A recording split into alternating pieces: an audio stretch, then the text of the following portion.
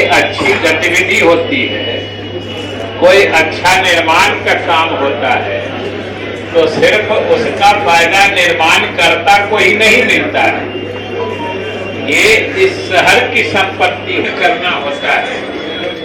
और बाहर से हमारे बहुत सारे अतिथि और मेहमान आने वाले होते हैं, तो उनका भी अलग अलग स्तर के मेहमान होते हैं, जिनके वह हम लोगों को बड़े ही समझिए कि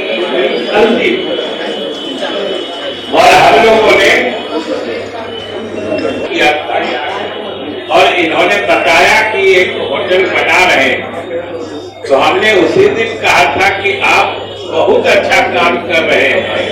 समस्तीपुर में उनको रखना था 2-3 दिनों के लिए और कोई वैसी जगह नहीं मिल रही थी, तो हमने एक आध बार इन्हीं को कहा कि भाई अनिल बाबू देखिए आप सब आ रहे थे, तो उनके लिए हम लोगों को कोई जगह मिल नहीं रही थी, जो मिल रही थी वो उपयुक्त नहीं थी।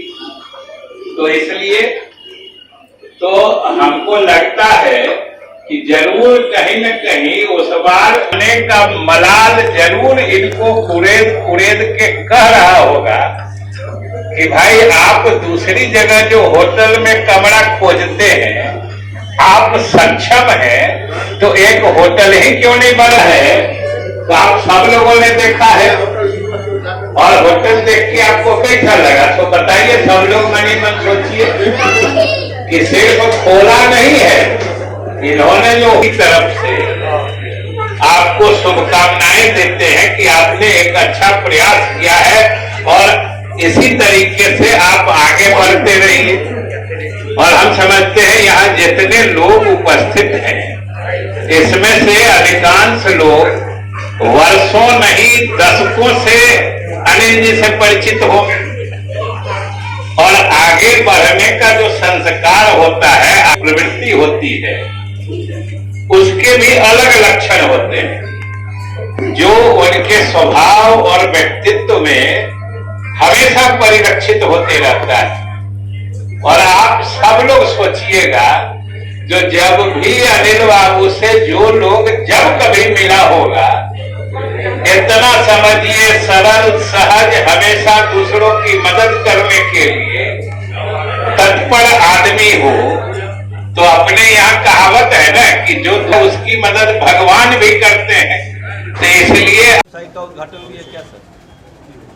बिल्कुल, बिहार भी बदल रहा है और स्वाभाविक रूप से जब बिहार बदल रहा है तो समस्तीपुर भी बदल रहा है, और समस्तीपुर में आधुनिक सुख सुविधाओं से सुसज्जित इस तरह के आवासीय होटल की बहुत आवश्यकता थी, जिसकी आज हम लोगों ने मिलकर शुरुआत की है। जो इसके प्रमोटर हैं, निर्माता हैं श्री अनिल सिंह जी, उनको हम लोगों ने शुभकामनाएं दी है, क्योंकि इस तरह की आवश्यकता बहुत थी और आज इसकी शुरुआत हो गई है। आने वाले दिनों में समस्तीपुर के लोगों को भी इससे बहुत सहूलियत मिलेगी। जब विकास होता है किसी इलाके का, तो लोगों की क्षमता बढ़ती है और लोग अपने मिजाज के हिसाब से सुविधा पाना चाहते हैं, और वो समय अच्छा नहीं होता है जब लोग चाह के भी और संसाधन रहते हुए भी उस स्तर की सुविधा अगर अपने शहर में नहीं पाते हैं तो लोगों को निराशा होती है। और ख़ास तौर से जैसा कि हमने कहा कि आज चतुर्दिक विकास हो रहा है, और नीतीश कुमार जी की मतलब विकास का ऐसा मॉडल जिस विकास में गरीब से गरीब लोगों की भी हिस्सेदारी हो, और उस आधार पर आज गांव देहात दूर दराज सब जगह की स्थितियां बदल रही हैं।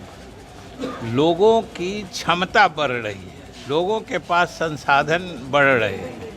उस हालत में लोग उचित मूल्य पर सुविधा भी बढ़ी हुई चाहते हैं। तो उसके अभाव में जो समस्तीपुर में लोगों को दिक्कत हो रही थी, लोगों को परेशानी हो रही थी, वो हमें पूरी उम्मीद है कि यह होटल बिग बॉस आने वाले समय में समस्तीपुर के लोगों की ज़रूरतों को पूरा करने में सफल सिद्ध होगा। यही हमारी शुभकामना भी है। सर यहाँ होटल्स बहुत ज़्यादा हैं समस्तीपुर में, इसमें कुछ अलग क्या है? उन होटलों से कुछ अलग है क्या इसमें?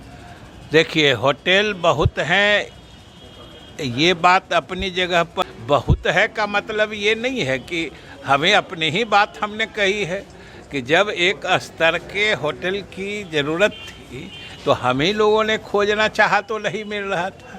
तो इसलिए इस तरह के अगर होटल्स और भी आते हैं, सुविधाएं बढ़ती हैं, लोगों का विकल्प बढ़ता है, तो ये भी अच्छी बात है। और किसी भी बाजार के लिए स्वस्थ स्पर्धा जो हो, जिसको हेल्दी कंपटीशन कहते हैं, तो उसका अंतिम लाभ उपभोक्ताओं को मिलता है, लोगों को मिलता है। अगर होटल है ज़्यादा है तो लोग सुविधा में कंपटीशन होगा, जो अच्छी सेवा देंगे, अच्छी सुविधा देंगे, उनका बाजार बढ़ेगा। और हम लोग सबको शुभकामना देते हैं। आज इसकी शुरुआत हुई है, इस शुभकामना है जो आने वाले दिनों में, जैसा कि हमने कहा कि समस्तीपुर के लोगों की आवश्यकताओं और ज़रूरतों को पूरा करने में यह होटल सफल हो। सर, सुविधा तो बढ़ रही है, लेकिन जिस चौक पर आप खड़े हैं ये बहुत गुमती है, बहुत पुरानी गुमती है। इस पर यहाँ के लोग से बड़ी बात जो हम आपको बता दें, आपने कहा कि रेलवे ने अपना प्रस्ताव दे दिया है, राज्य सरकार को करना है।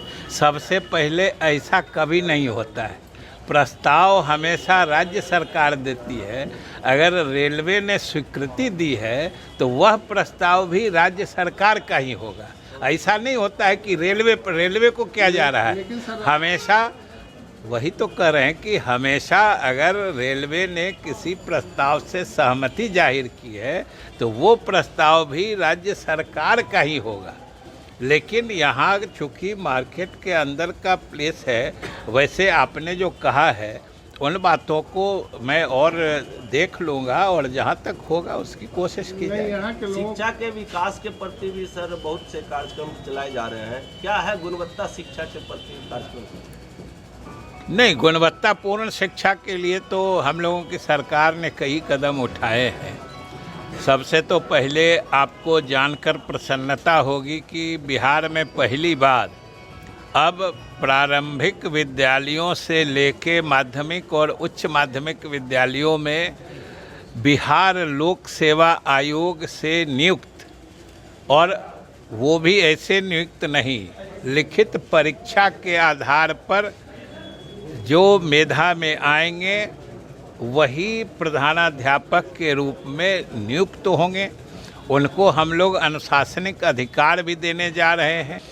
तो इस तरीके से गांव के दूर दराज में फैले हुए लगभग 70,000 विद्यालयों के पठन पाठन में गुणवत्तापूर्ण सुधार आने की उम्मीद है और हम समझते हैं कि इसमें हमारी सरकार सफल होगी। नियोजित के जो शेष बचे हैं उसकी नियुक्ति की प्रक्रिया शुरू करने जा रहे हैं सर। देखिए, एक तो अब तो नियोजित शब्द ही बेकार है। अब सरकार नियोजित नहीं मानती है, अब तो सरकार विधिवत नियुक्त करती है। अलग उनका पे स्ट्रक्चर है, जो वेतन संरचना है वो अलग है।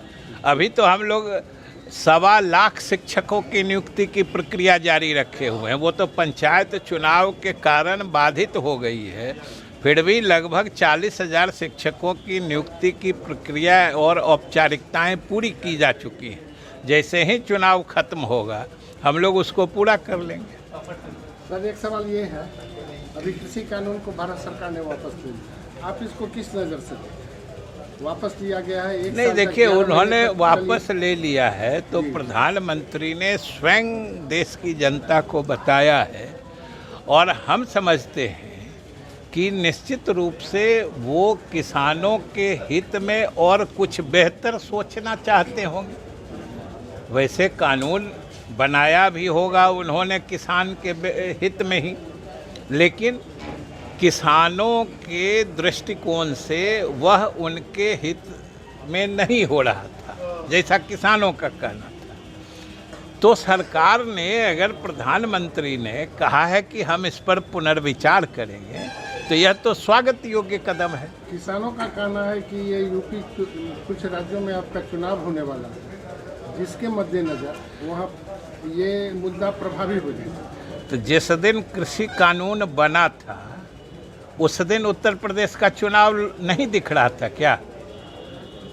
ये बात उनको उस समय भी न कहना चाहिए। ऐसा तो नहीं है कि यूपी चुनाव की तिथि अचानक कहीं से आ गई है। यूपी का चुनाव जब होना था, ये 5 साल पहले से, जब आज जो चुनाव हो जाता है, लोग अभी से जानते हैं कि 5 साल बाद चुनाव होगा। तो जिस दिन कृषि कानून बना था उस समय भी सब लोग जानते थे कि उत्तर प्रदेश का चुनाव होने वाला है। आज उन्होंने वापस लिया है तो आज भी जान रहे हैं। इसलिए कोई कुछ अगर इससे जोड़ते हैं तो अपनी मानसिकता है। विपक्षी दल ने